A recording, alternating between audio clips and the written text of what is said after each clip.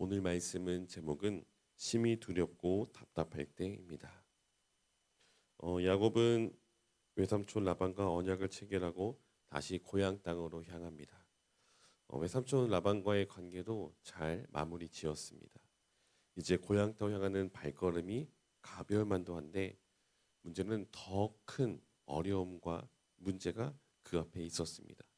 바로 그의 형 에서의 존재입니다.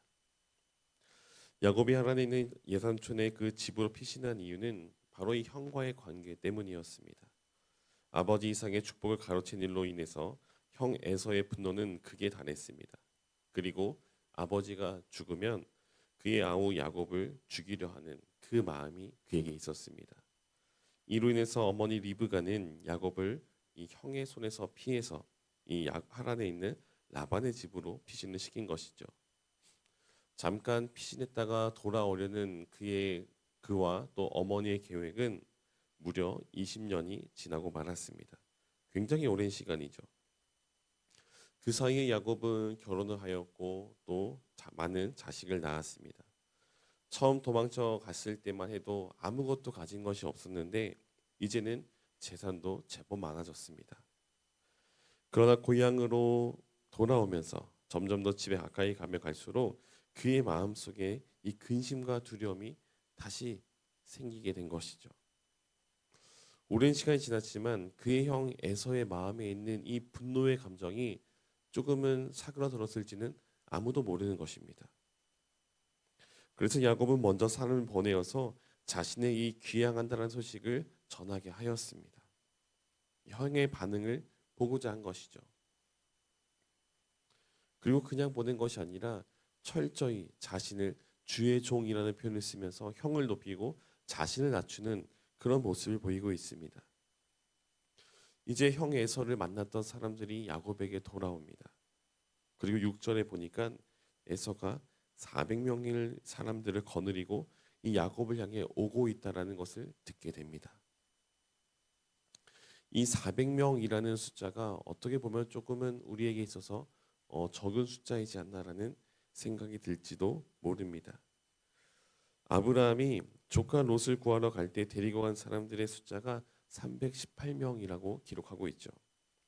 이 숫자로 아브라함은 그 근처에 있었던 이 네 개의 부족들, 네 왕을 쳐부수고 롯을 구출합니다.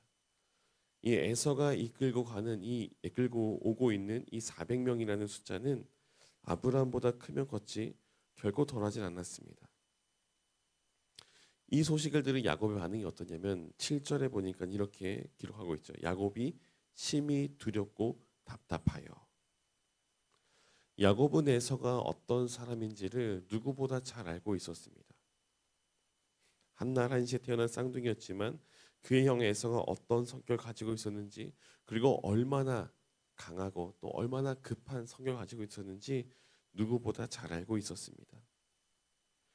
20년의 시간이 지났기 때문에 조금은 화가 풀리고 성격도 조금은 바뀌었을 것으로 예상했지만 거기에 스스로를 주의 종 야곱이라고 칭하면서까지 자신을 낮추었지만 형의 반응은 그 혼자서 홀로 야곱을 맞이하러 오는 것이 아니라 수많은 사람들, 그가 거느린 사람들이 이끌고 지금 나아오고 있다는 것이죠. 이 소식을 들은 야곱은 여러분 얼마나 두렵고 떨리는 마음이었겠습니까? 잊고 있었던 이 에서의 무서움이 그에게 다시금 기억나고 떠올랐던 것이죠.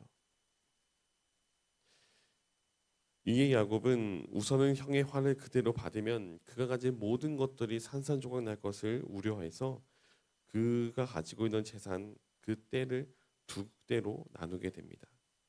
분노한 에서가 한 떼를 치게 되면은 다른 한 떼는 급히 도망칠 그런 생각을 가지고 있었던 것이죠. 그런데 여러분 야곱은 어떻게든 화를 피해보고자 또 피해를 줄여보고자 인간적인 방법만 쓰고 있지는 않습니다. 9절부터 12절을 보게 되면 그는 하나님 앞에 기도하는 모습을 보이고 있죠. 야곱이 하나님 앞에 나와 기도하는 모습을 보면은 그는 철저히 하나님의 약속에 의지하고 기도하는 모습을 보이고 있습니다. 아브라함의 하나님 그리고 이삭의 하나님. 하나님께서 우리 할아버지와 아버지에게 하신 그 약속이 있지 않습니까? 오늘 그 약속을 기억하셔서 나를 돌아보시고 내게 은혜를 베풀어 주소서. 그는 그저 살려달라고, 이 어려움 가운데 나를 구출해 달라고 그렇게 기도하고 있지 않습니다. 철저하게 하나님의 약속을 언급하면서 하나님의 도우심을 구하는 그런 모습을 보이고 있죠. 그가 이렇게 기도할 수 있었던 이유는 무엇일까요? 그의 지난 시간을 통해서 하나님의 인도하심과 보호하심을 경험했기 때문입니다. 지나온 시간을 돌아볼 때에 하나님께서 그와 함께 하셨던 것을 이미 경험했기 때문에 그는 믿음으로 기도할 수 있었습니다. 우리에게도 때론 이 절망적인 상황과 또 절체절명의 위기의 순간들이 찾아올 수 있습니다.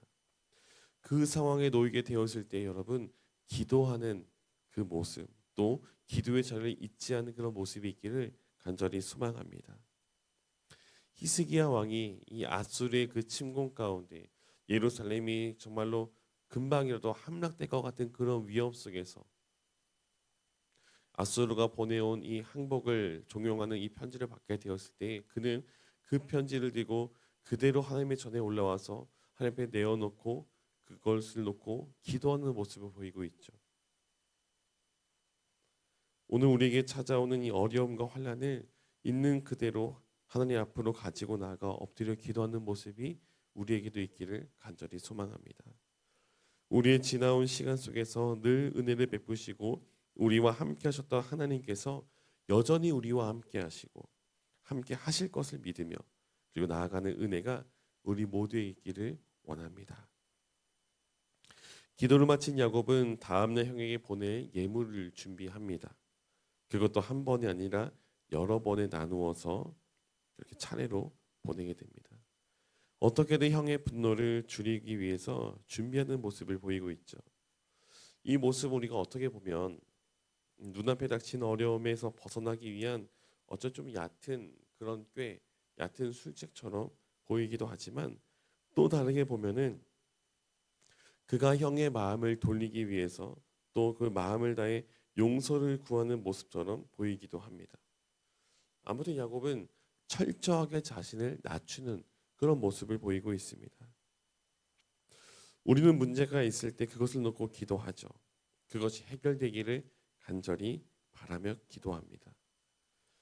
그런데 혹시 우리의 모습 가운데 기도만 하고 있진 않는지 좀 돌아보았으면 좋겠습니다.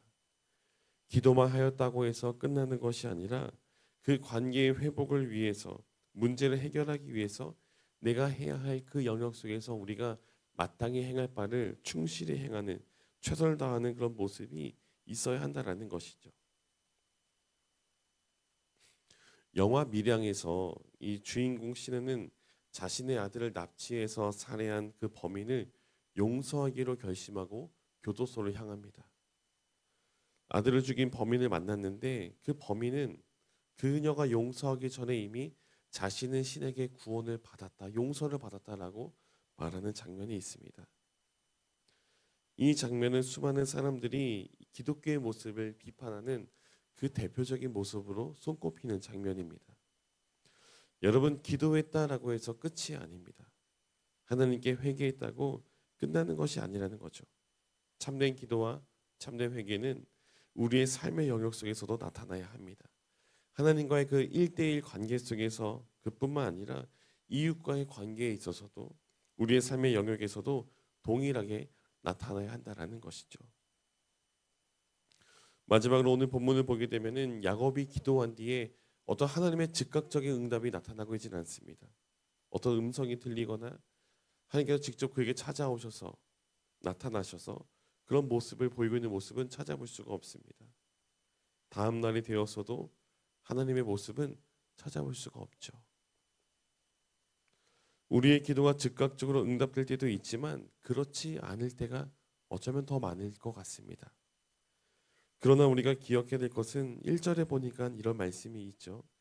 야곱이 길을 가는데 하나님의 사자들이 그를 만난지라. 하나님은 이미 그가 가는 그 길 가운데 그를 기다려주고 계시고 그를 만나주시고 그와 함께 하시는 모습을 보여주고 있으십니다. 어떤 특별한 음성이 들리지 않는다 하여도, 직접적인 하나님의 나타나심이 없다 하여도 이미 하나님은 그와 함께하고 계시고 그의 여정에 동참하고 계십니다. 오늘 우리 기도 마찬가지입니다. 우리의 기도에 하나님의 어떤 직접적인, 어쩌면 우리가 기대하는 것 같은 그런 드라마틱한 임재가 느껴지지 않는다 하여도 하나님은 다른 곳에 가 계신 것이 아니라, 또는 능력이 부족하셔서도 아니고 늘 우리와 함께 계시는 분이라는 사실을 기억하시길 소망합니다. 이스라엘을 지키시는 이는 졸지도 주무시지도 않는다라고 말씀하고 계시죠. 오늘 우리와 함께 하시는 하나님도 우리와 늘 함께 하시는 분이심을 기억하길 소망합니다. 하나님께서 우리와 늘 함께 하심을 믿으며 오늘 하루도 믿음 안에서 그리고 은혜 안에서 살아가시길 주님의 이름으로 간절히 축원드립니다.